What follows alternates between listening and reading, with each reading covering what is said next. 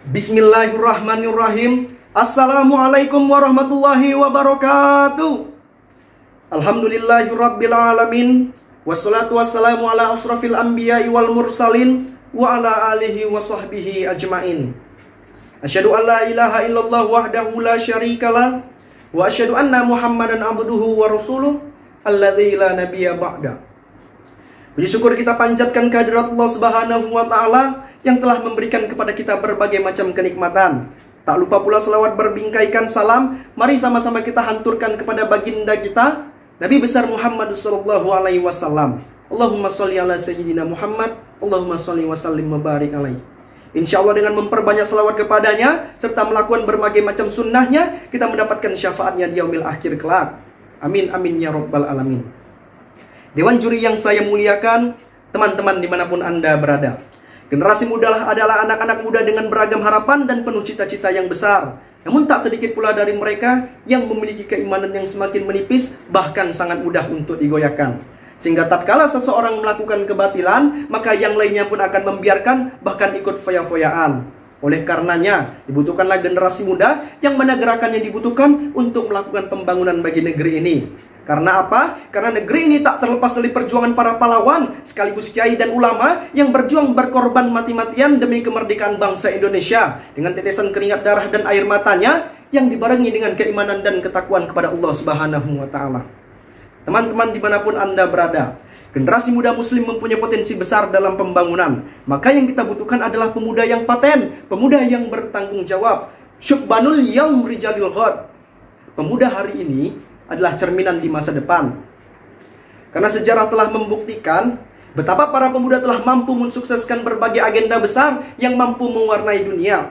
Begitulah yang dilakukan oleh Sultan Muhammad Al-Fatih yang dalam usia mudanya telah mampu memimpin pasukan perang dan menaklukkan kota Konstantinopel. Ada lagi pejuang legendaris kita, Salahuddin Yusuf Al-Ayyubi. Dengan keberanian dan kemantapan iman yang ia miliki, ia mampu mengalahkan tentara salib dan merebut kembali tanah Baitul Maqdis. Makanya Ibnul Jauziyah menuliskan dalam kitabnya Sifatun Saffan jilid keempat halaman ke-24. Hai anak-anak muda, kerahkan potensimu selagi muda. Karena belum pernah aku lihat karya yang paling berharga kecuali yang dilakukan oleh anak-anak muda. Wah, begitu pentingnya lah peranan kita sehingga kita dijadikan kunci harapan. Makanya sang singa podium, Bapak Insinyur Soekarno mengatakan, beri aku 10 pemuda, maka akan aku goncangkan dunia. Pak Insinyur Soekarno mengatakannya karena ia yakin dan percaya bahwa di dalam jiwa pemuda terdapat kekuatan besar dengan semangat yang tinggi hingga dapat menjadi seorang pemimpin yang akan mewujudkan mimpi-mimpi bangsanya. Dewan juri yang saya muliakan, teman-teman dimanapun Anda berada, mari kita berkaca pada pengalaman tarik Islam. Akankah masa lalu yang gemilang itu akan kembali? Karena sesungguhnya kita pernah membangun sekian lama masa kebesaran Islam di muka bumi ini yang ditopang oleh anak-anak muda yang memiliki harapan yang sangat tinggi. Ketika di siang hari engkau akan saksikan mereka adalah para kesatria-kesatria yang mengendor benteng-benteng kebodohan dan kemunafikan. Namun tatkala di malam hari tak akan engkau jumpai mereka dimanapun kecuali sedang bersujud kepada Allah Subhanahu wa taala. Siapakah mereka? Mereka adalah pemuda yang beriman dan bertakwa, yang memaksimalkan ibadahnya, memaksimalkan sedekahnya, serta senantiasa menuangkan karya-karyanya untuk kokohnya agama dan bangsa. Ibnu Sina yang mampu menghafal Al-Quran di usianya yang sangat muda dan menjadi bapak kedokteran dunia. Muhammad bin Musa Al-Khawaris, penemu Al-Jabar yang merupakan bapak Al-Jabar dan algoritma. Jabir Ibnu Hayyan, bapak kimia modern. Abus Abul Qasim bin Firnas, seseorang yang pertama kali menemukan teori pesawat terbang sehingga dijadikan inspirasi dalam pesawat terbang.